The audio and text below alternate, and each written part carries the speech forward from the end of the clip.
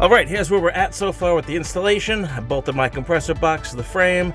I pinched the ground in behind it. I went ahead and cleaned up the frame rail real good so it makes good grounding contact. I got the positive wire up in here. Here is the air hose. I got the air hose leaving the compressor, and it goes up and around into the frame up here. Right over there, it goes to a T, and then I got one end coming out.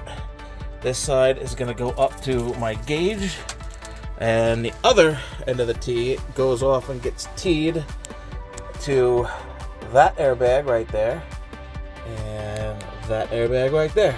So that's the two T's. I'm just going to hook up this gauge.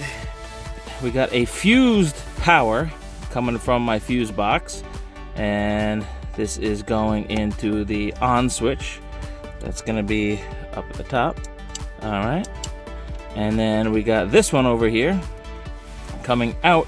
This goes all the way down and around out to my pump. So those are going in.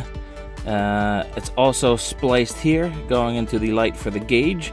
Now I used the same crimp in here instead of those wire splicers. I like a hard crimped connection better. That's just me. You're welcome to do it how you do it.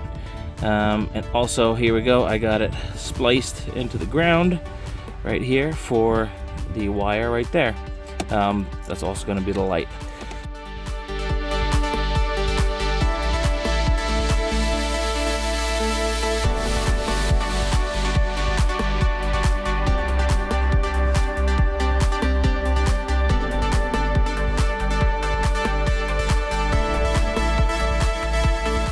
So now you just got to run from that control panel in under the dash straight to your battery.